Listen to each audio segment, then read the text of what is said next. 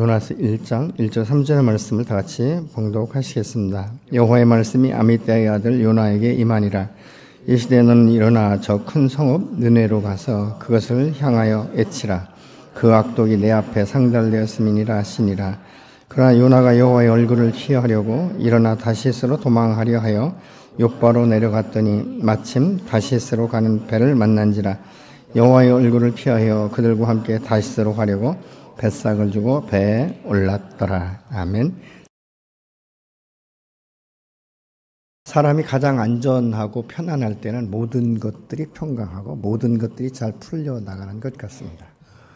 문제는 이렇게 평안할 때 하나님께서 내게 어떤 특별한 사명을 주시고 하나님이 부르셔도 순종하는 것이 그렇게 쉬운 것이 아니라는 것이죠. 이 요나 같은 경우는 사실 이제 이스라엘 백성들 안에 이 선민의식을 가지고 살아갔죠. 근데 그 중에서 이 요나는 하나님의 음성을 듣는 사람이었고 하나님의 말씀을 대언할 수 있는 그 사명자인 것이죠.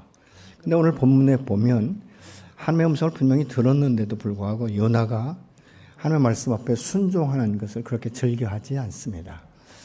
가능하면 이것을 회피하고 싶은 것이죠. 하나님은 분명히 요나에게 부르시면서 너는 지금 일어나 가서 말씀을 선포하라 이렇게 사명을 주셨어요. 그러니까 믿음의 사람, 이 사명자는 이 하나님의 부르심 앞에 이 세 가지로 반응을 해야 되는 것이죠. 일어나는 것이죠. 현재 장소에서 일어나는 것이고 가라고 말씀하고 있는 것은 하나님의 말씀하신 그 자리로 가라는 것입니다. 그리고 그곳에 가서 해야 될 이 사명, 그 목적은 선포해라. 무엇을?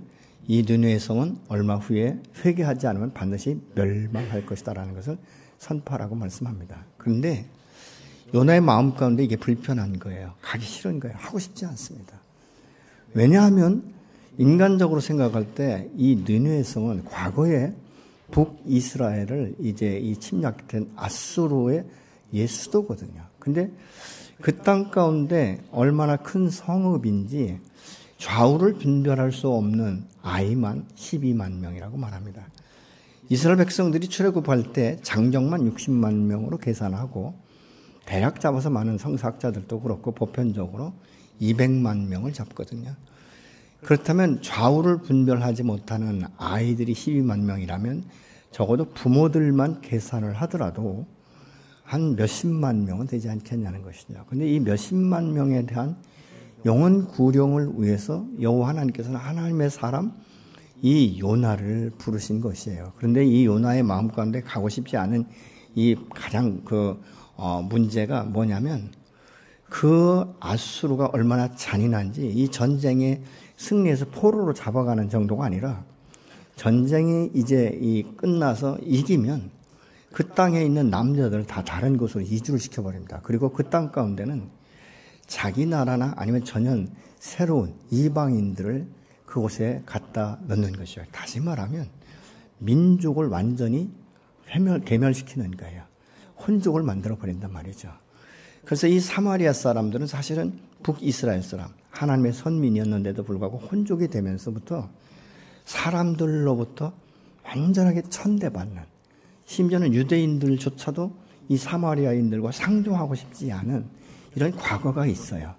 그렇기 때문에 이 요나의 마음 가운데는 이것이 용납이 되지 않는 거예요. 용서가 되지 않는 거예요. 하느님, 내가 웬만하면 가겠는데 어떻게 저 악질 같은 저 나라, 하나님 앞에 악이 가득한 저들을 당연히 심판하시고 멸망하여야 하나님이시지.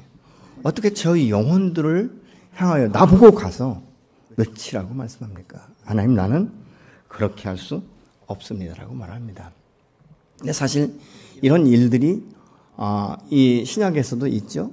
예수님의 수제자라고 말했던 이 베드로가 이제 기도 중에 환상을 봅니다. 근데 이 보자기에 이제 싸서 내려오는 것을 보니까 불길한 짐승이에요. 그래서 이 모세에게 잡아먹으라고 말씀하니까 아니요, 하나님, 나는 지금까지 부정한 음식을 먹지 않았습니다. 어떻게 이 부정한 음식을 내가 먹을 수 있겠습니까? 라고 말합니다.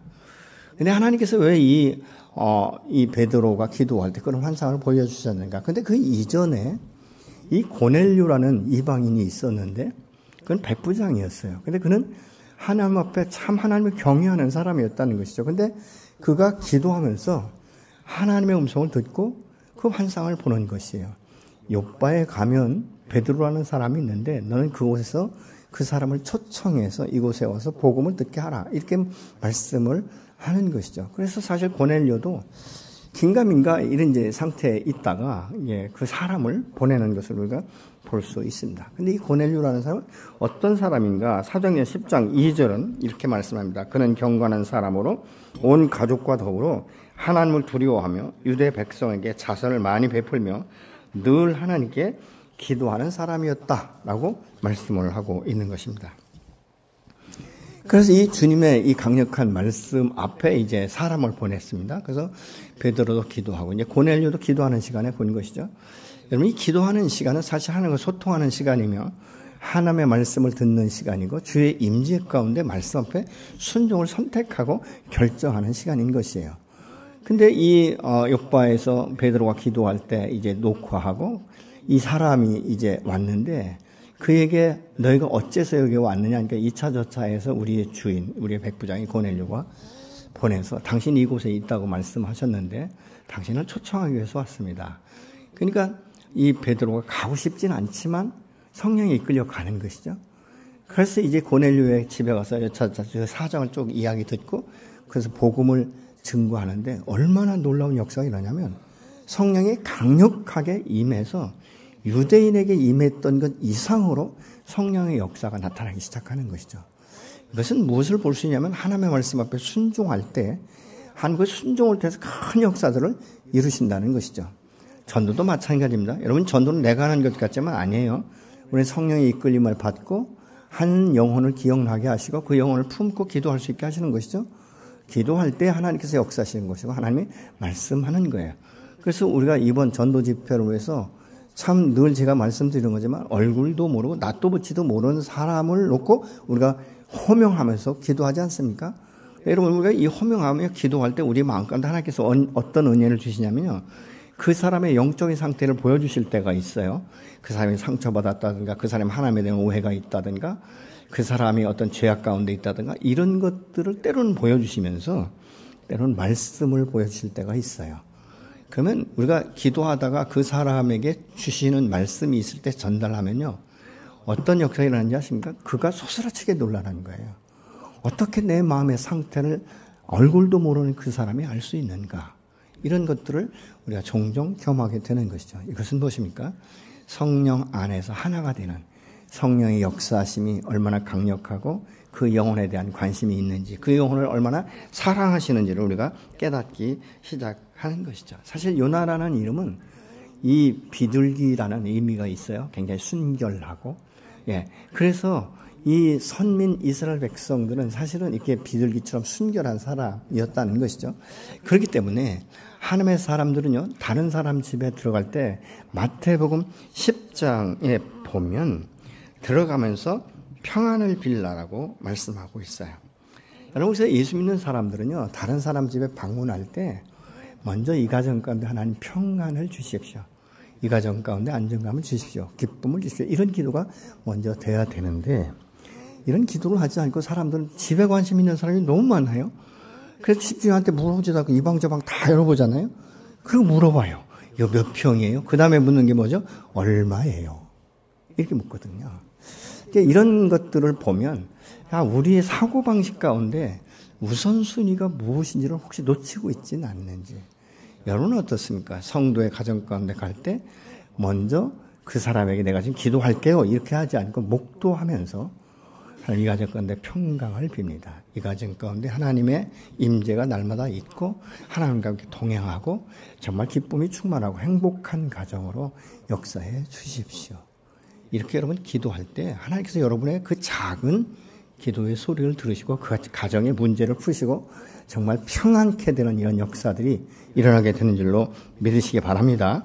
요나에게 하나님이 이 말씀을 하실 때 이 부르심 앞에 사명자는 단순하게 순종만 하면 되는 거예요. 그러면 그는 복인의 삶이며 하나님의 대언자로 하나님이 가장 기뻐하시는 영혼 구원을 위해서 이 선포하는 자가 되는 줄로 믿습니다. 하나님의 말씀 앞에 순종하고 그것이 선포될 때 말씀의 능력이 나타나기 시작하는 것입니다. 여호와께서 요나에게 이 주신 사명은 아수르의 예수도 너희에 가서 회개하라고 지금 말씀합니다. 아주 단순한 거예요. 뭐죠?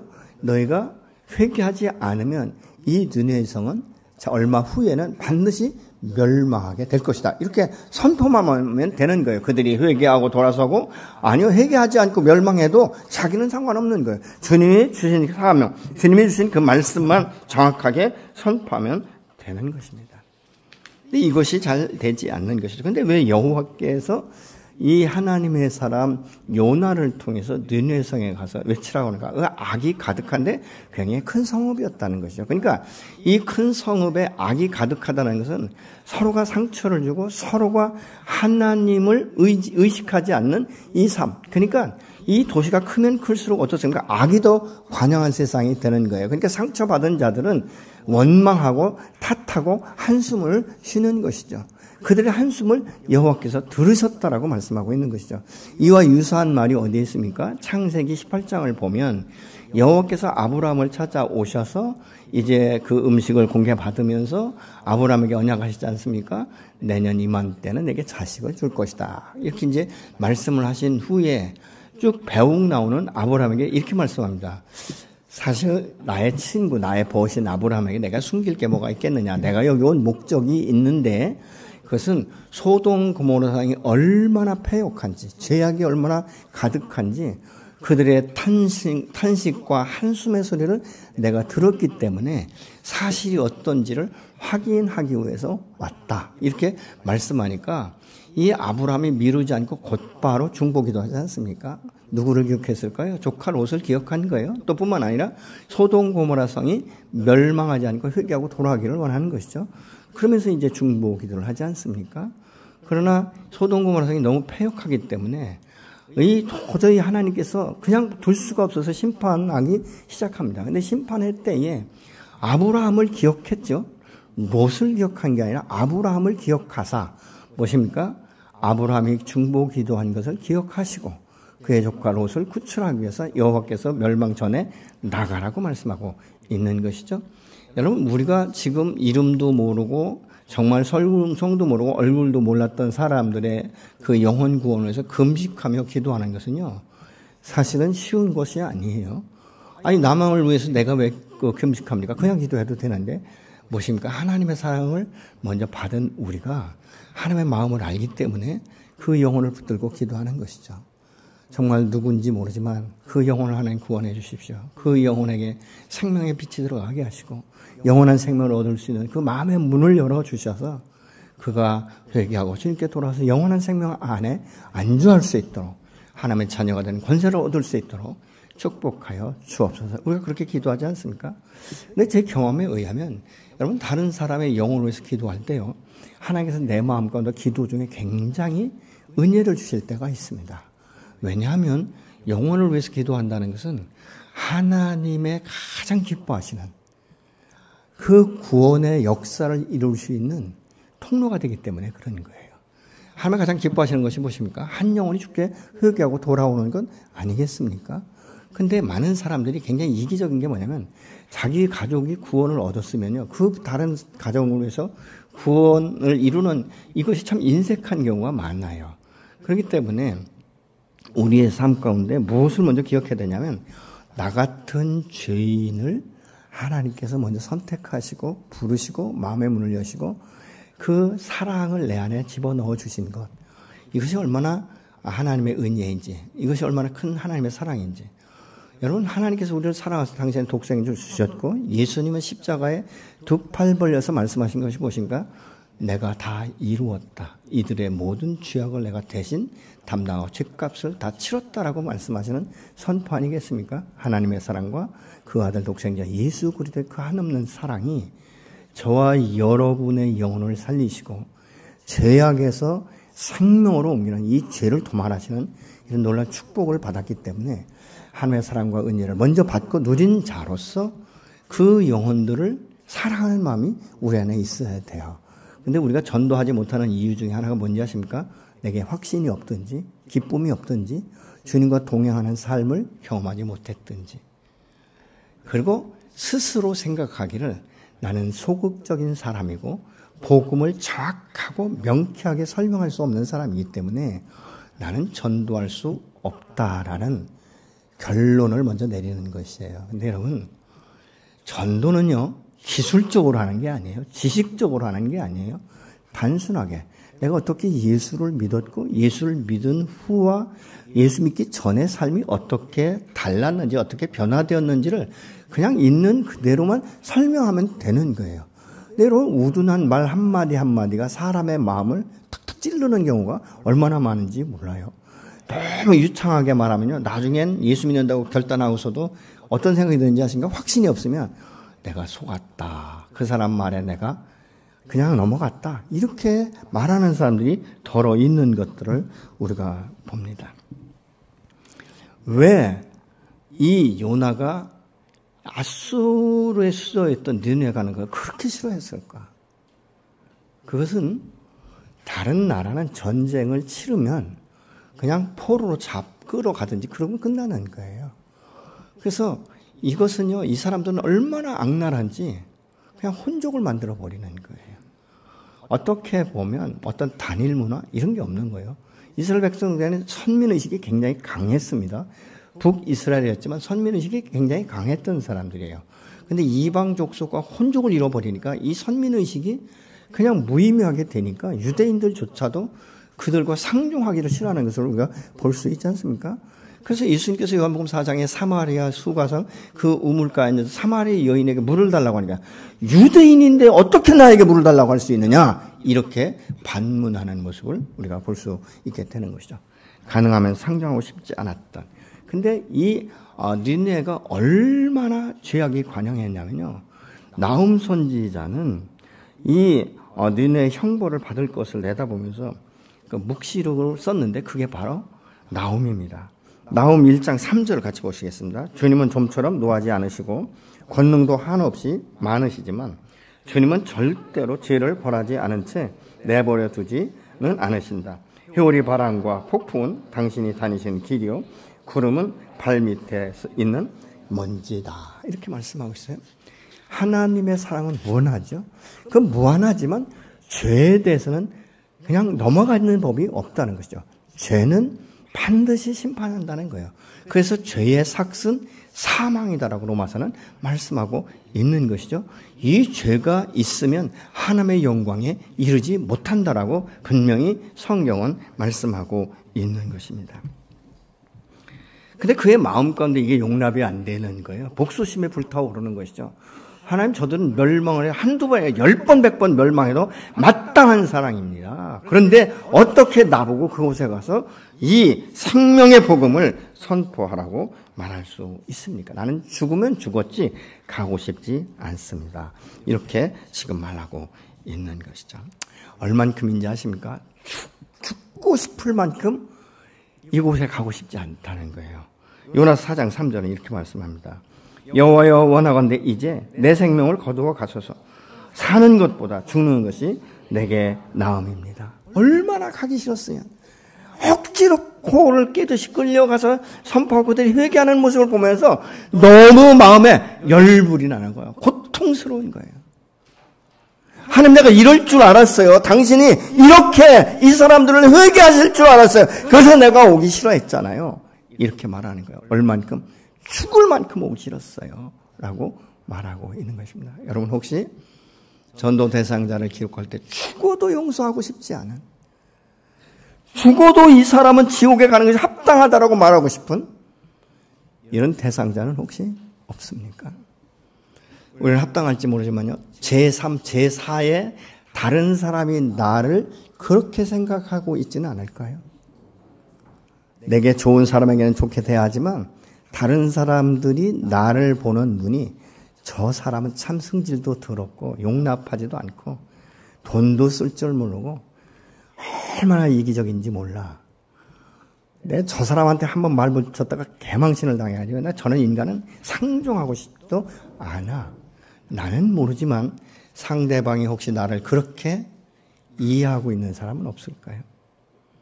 여러분, 주님은 내가 죄인 되었을 때 하나님을 거역하고 하나님을 배반하고 하나님의 면전에서 대놓고 욕할 때 하나님은 바로 치지 않고 심판하지 않으시고 인내하신 것이죠. 그리고 누군가를 통해서 나를 기도하게 하시고 누군가를 통해서 내게 복음의 그 생명의 말씀이 내 안에 자리 잡도록 사람을 통해서 역사하시지 않으셨습니까?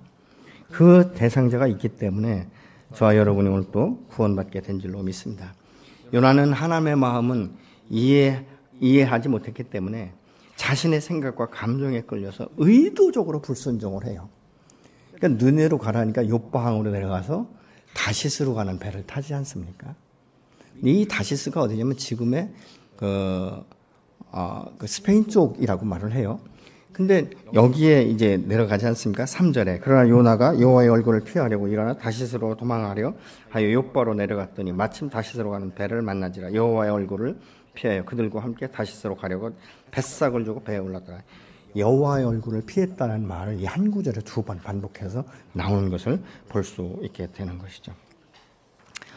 왜 요나가 다시스로 가야만 했는가? 함의 낯을 피하고 싶은 거예요. 하나님의 말씀 앞에 말씀을 들은 그 땅에 있으면 부담스러운 거예요. 그러니까 멀리 가면 하나님이 그곳에서조차도 나에게 말씀하진 않으시겠지. 이런 생각이에요. 사람이 말이죠. 하나님의 말씀을 거역할 때는 하나님이 말씀하신 그 자리에 있고 싶지 않아요. 멀리 떠나고 싶은 거예요. 창세기 4장 16절에서는요. 가인이 여호와 앞을 떠나서 에덴 동쪽 롯 땅에 거주하더니 이렇게 말씀하고 있어요. 그러니까 가인이 아벨을 동생을 죽였지 않습니까? 근데 하나님께서 이제 말씀하신 거예요. 그러니까 하나님의 얼굴 앞에 있기가 거북한 거예요. 그러니까 멀리 떠난 것이죠. 여러분 이것을 다른 측면으로 보면 우리 영적 침체일 때가 이렇잖아요. 사람이 영적 침체가 오면요. 하나님의 얼굴 앞에 있는 것을 굉장히 힘들어해요. 그러니까 보이죠? 멀리 떠나요. 예배 참석하지 않고 기도하지 않고 공동체 안에 들어오지 않고 그리고 기도도 쉬게 되는 것이고. 근데 참 이 인간은요. 얼마나 자기중심적으로 해석하는지요. 자기가 공동체 안에 들어오지도 않고 예배 끝나면 바로 내빼버리고 서로 사람과의 관계도 안 하면서요. 시간이 지나면 뭐라고 말하는지 아십니까? 이 교회는 사랑이 없어. 그래서 아무도 나한테 말을 걸지 않아. 나에게 아무도 관심을 주지 않아. 이렇게 말하는 거예요.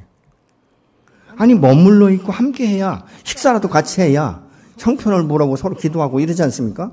근데 관계를 안 하면서도 시간이 지나니까 외로우니까 그렇게 말하는 거예요. 여러분 사람이요. 영적 침체가 딱 오면요. 몇 가지 증상이 나타나요. 예배 자리에 나올 때 기대감이 없습니다. 근데 이 기대감이 없이 예배에 참석하다 보니까 한 번, 두 번 이렇게 쭉 가다 보니까 은혜가 되지 않아요. 말씀이 들어오지 않아요. 결국은 예배를 쉬게 되는 거예요.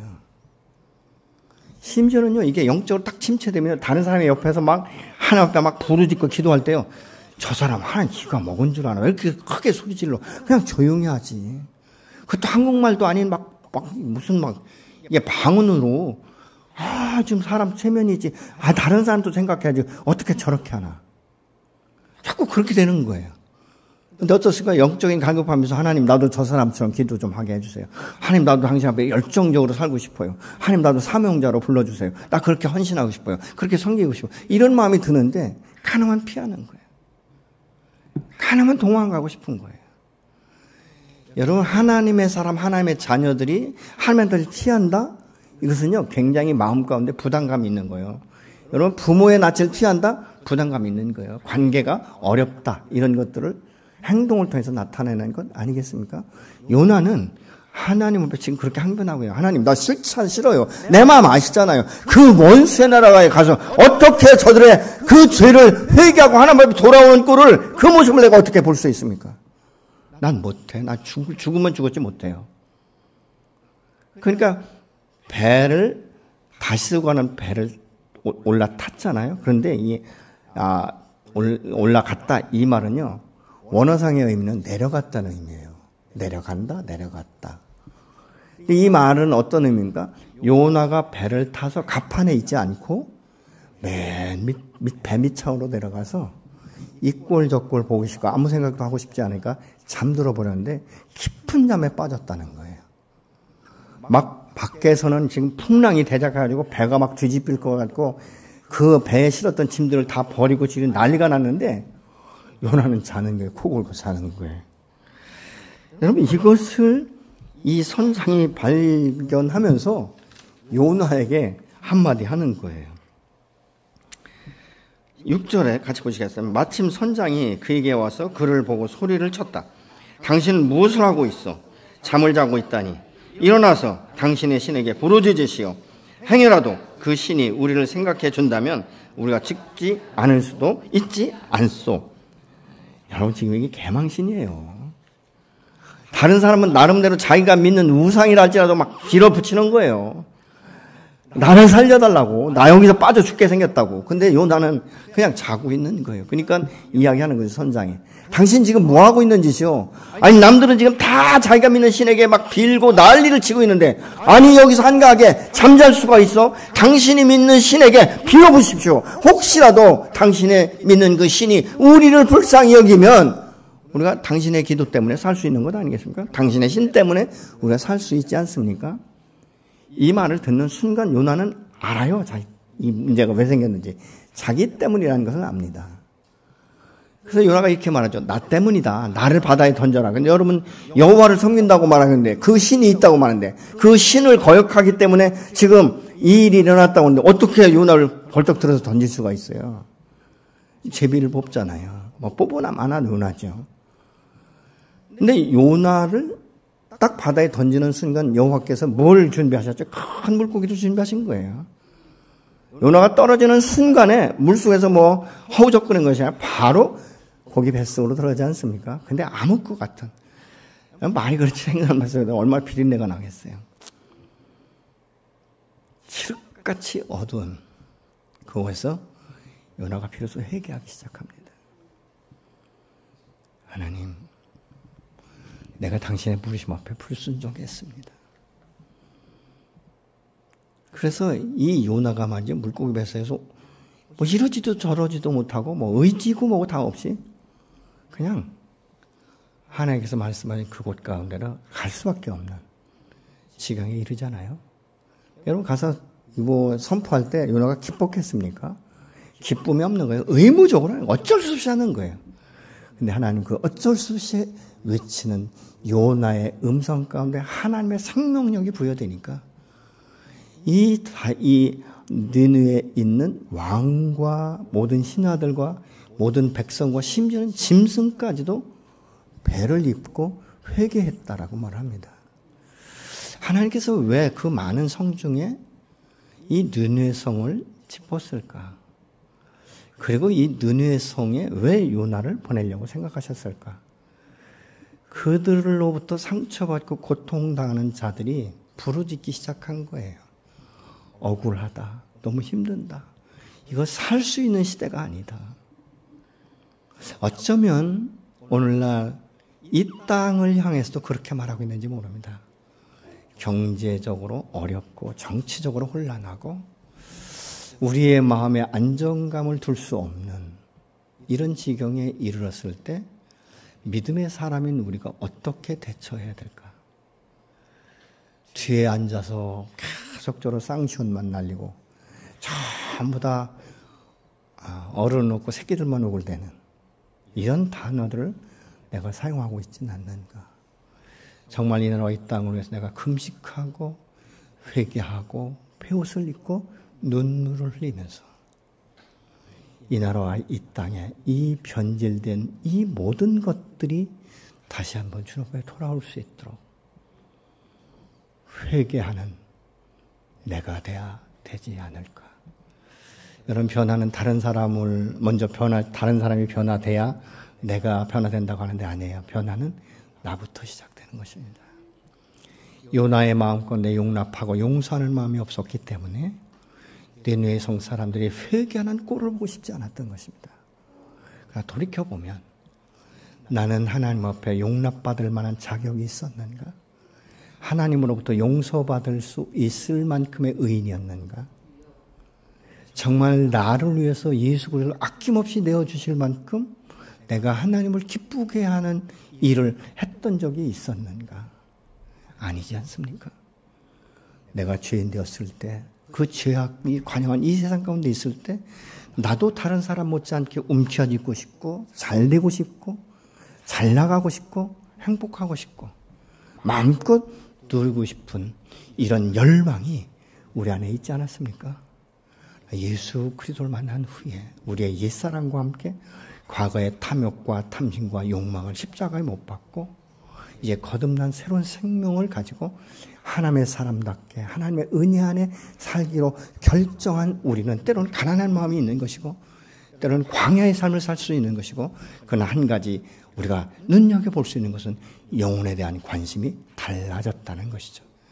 하나님 저 영혼도 예수 믿고 구원받아야 됩니다. 하나님 저가 예수 믿으니까 저만이 나지 예수 안 믿었으면 얼마나 독하고 얼마나 악했을까요? 그러나 당신께서 저 영혼을 빚값으로 사셨고 저 영혼을 살리셨기 때문에 오늘날 저만큼 되는 것 아니겠습니까? 그래서 오히려 그 영혼을 놓고 축복할 수 있고 그 영혼을 붙들고 몸부림치며 기도할 수 있는 것이죠. 여러분 가족 구원도 마찬가지입니다. 믿지 않는 사람들은요, 우리의 모습을 계속 보면서 우리를 얼마나 힘들게 하는지 모릅니다. 네가 집사냐? 네가 권사냐? 네가 장로냐? 네가 목사냐? 네가 성도냐? 그렇다면 어떻게 그렇게 살 수 있느냐? 얼마나 우리를 그냥 비아냥대고 때로는 아주 쪽집게 같이 우리의 연약한 부분을 붙들고 늘어지는지 정말 상종하고 싶지 않고 얼굴을 맞대고 싶지 않은 가족도 있을 수 있습니다. 그럼에도 불구하고 여호와 하나님께서는 뭐라고 말씀하니까 너는 이 가정을 회복시킬 생명의 씨앗이다라고 말씀하고 있는 거예요. 내가 너를 선택한 것은 이 가정을 변화시키고 이 가정을 통해서 하나님의 영광을 드러낼 자로 너를 먼저 선택하고 불렀다라고 말씀하고 있는 거예요. 내가 너의 직장을 변화시키기 위해서 이 거대한 물결 가운데 이 어둠의 악령들이 가득한 이곳 가운데 너를 파송했다라고 말씀하고 있는 거예요. 그래서 우리가 고통스럽고 힘들지만 그 길을 가는 거예요. 마치 새끼를 띄워놓고 벗개를 메고 하는 그 소처럼 울면서 하나님 앞에 나아가는 것입니다. 만약 요나가 이런 용서하고 용납하는 마음이 넉넉했다면 니느웨 성에 가서 복음을 외칠 때 굉장히 담대하게 외쳤을 것입니다. 그리고 그들이 회개하고 돌아올 때 정말 춤을 추며 여호와를 노래했을 거예요. 하나님 감사합니다. 내가 무엇이간데 나를 사랑하셔서 이곳 가운데 파송하셨고 내가 참 부끄럽지만 이 작은 소리로 외칠 때 이 거대한 성, 이 니느웨 성이 회개하는 이런 역사가 일어날 수 있다는 것, 이건 하나님만이 행하실 수 있는 것입니다. 이러면서 하나님께 크게 영광을 돌렸을 거예요. 근데 요나는 이게 끝까지 가는 거예요. 그렇게 하고 싶지 않은 거예요. 그러니까 아까도 우리가 함께 보았지만 하나님 나 이러실 줄 알았어요. 당신은 인내하시고 정말 오래 참으시고 심판을 쉽게 안 하시고 그러시는 분인 줄 알았어요. 그래서 내가 안 오려고 했잖아요. 근데 당신이 어떻게 하면 반강제적으로 큰 물고기 속에 나를 집어넣어놓고 그 칠흑같이 어두운 가운데서 고통 가운데 어쩔 수 없이 나와서 내가 선포를 하고 있지만 이건 아니잖아요. 그러니까 나는 당신 앞에 죽고 싶습니다. 그렇게 고백했던 거예요. 여러분 요나의 그 고백과는 관계없이 하나님은 이 느헤 성 사람들이 회개하고 왕에서부터 모든 것들을 이 회개하는 이 모습을 보면 하나님 얼마나 기뻐하셨겠습니까? 그들의 탄식의 소리를 이제 끝날 것이고 그들 건 하나님의 영광이 나타날 것이고 그런데 여기서 또 다시 생각할 수 있는 것은 우리가 이런 것입니다. 하나님은 요나를 통해 느헤 성을 변화시키시면서 이스라엘 백성들의 본 모습을 보게 하시는 거예요. 너희는 선민이고 너희는 그 선민 의식과 그 사상에 찌들어서 너희는 지금 나에게 예배도 하고 헌신도 하고 기도도 하고 다 하는 것 같지만 종교성이다. 너희 심령에 진정한 회개가 없다. 봐라. 세상 사람이 다 손가락질하고 욕하는 니느웨 성 사람들도 내 복음을 듣고 회개하지 않느냐. 저 악이 가득한 저들도 회개할진데 너희는 선민이라는 사고방식만 가지고 있지 너희의 삶을 돌아보라는 것입니다. 여러분 하나님 앞에 죄를 짓는 것은요 불신자들이 짓는 죄보다 믿는다라고 말하는 종교인들이 짓는 죄가 더 큰 거예요. 더 악한 거예요. 왜 그런지 아십니까? 불신자들은요, 하나님의 말씀을 몰라요. 하나님의 말씀이 진리인지 생명인지 우리의 삶을 어떻게 살아야 될 건지를 몰라요. 그러니까 악한 세상 가운데 그냥 악하게 사는 것이 당연한 것인 줄 알아요. 그게 습관이 되어버렸어요. 그렇게 사는 것이 마땅한 인생인 줄 알아요. 근데 예수 믿는 사람은 자기가 종교성을 가졌든 어쨌든 여러분 공예배에 나오면 말씀을 듣는 거예요. 그 성경을 통해서 말씀을 보고 있지 않습니까? 보고 듣는데도 불구하고 악이 성행하는 거예요. 누가 더 불순종하는 것입니까? 누가 더 심각한 것입니까? 어떻게 보면 이 요나 사건은 굉장히 대조적인 것이죠. 각성하라는 것입니다. 여러분, 우리가 영혼을 위해서 기도하고 영혼을 사랑하지 않으면 하나님이 나를 얼마나 사랑하시는지 그 은혜가 얼마나 큰지를 몰라요. 여러분, 저는 수십 년 동안 전도를 하면서도 변화되지 않는 사람들을 볼 때 너무 아파요. 마음이 아파요. 여러분, 사실 우리의 인생은 굉장히 먼 것 같지만 순간이에요. 저희 장모님이 말이죠. 지금 90이 넘으셨어요. 우리 장모님이 건강하실 때 굉장히 좋아하시는 게 몇 가지 있었어요. 옷이 비싸고 싸고 간에 화려한 옷, 어둡고 이런 옷은 굉장히 싫어하셨어요. 밝은 옷, 그리고 돈, 그리고 이렇게 반지나 이런 어떤 이런 것들을 굉장히 좋아하셨어요. 근데 이제 치매가 되고 이러다 보니까 시간이 가다 보니까 분별력이 없으세요. 그래서 이번에도 이제 저쪽 계룡에 있다가 이번에 이제 노원 쪽으로 옮기시는데요. 과거 같으면요, 장모님 먼저 그 요양원을 가서 보시고 한 번은 휠체어 탄 사람이 많다고 안 가셨어요. 다 좋은데 이번에는 휠체어를 타시는데요. 여기를 왜 가는지도 잘 모르고, 그래서 우리 처남이 여기가 어디냐 그래서 엄마 여기가 고향이야, 여기가 응급이야. 그러니까 그래, 굉장히 마음에 기뻐하시더라는 거예요. 근데 우리 장모님이 잊어버리지 않는 게 하나가 있습니다. 치매지만 엄마 죽으면 어디가 천국 간다고 말씀합니다. 10번을 질문하면 10번 다 천국 간다고 말씀합니다. 예수님 어디 계셔? 내 마음에 계시다라고 말씀합니다. 참 놀라운 것 아니겠습니까? 모든 것을 다 잊어버리는데, 화려한 것도 돈도 다 잊어버리는데 구원에 대해서는 확신을 갖고 계세요. 제가 그것을 보면서 하나님의 은혜에 얼마나 감사한지 몰라요. 이번에 옮기실 때 사실 제가 말은 안 했지만 제 마음가운데 너무 아픈 거예요.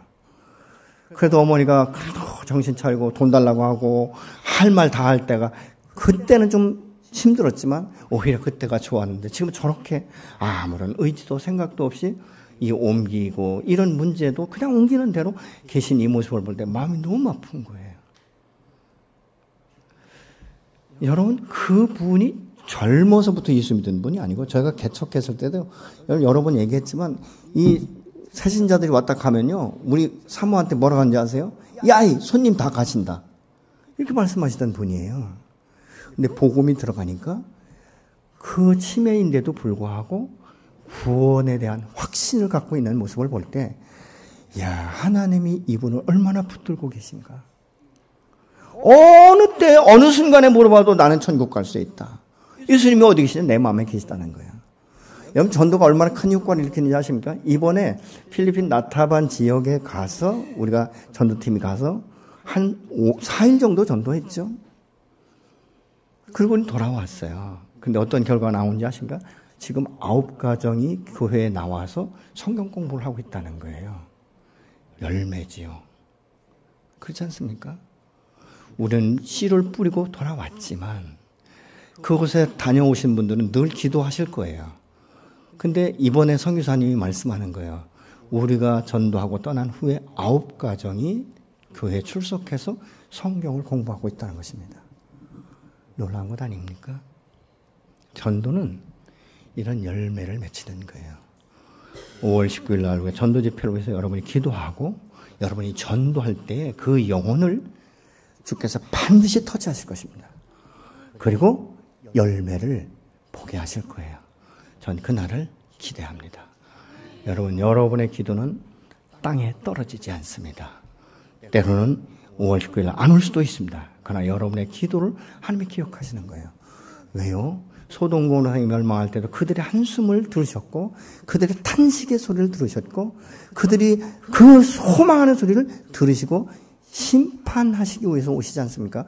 그런데도 그 중에 아브라함의 기도를 기억하시고 그 롯의 가정을 먼저 내보내신 것처럼 여러분의 기도와 여러분의 전도 대상자를 놓고 오늘 또 소리쳐 호명하며 기도할 때 하나님이 그 음성을 들으시고 구원하실 줄로 믿습니다. 무엇보다도 여러분 이번 이 일을 위해서 여러분 가족 구원이 아직 안 됐으면 오래 장기 금식은 못 하실 거예요. 그러니까 3일이든 일주일은 여러분 작정하고 집에서 기도하십시오. 그러면 그 여러분의 금식하며 부르짖는 기도를 통해서 여러분의 가족 구원의 역사가 일어나게 될 줄로 믿습니다.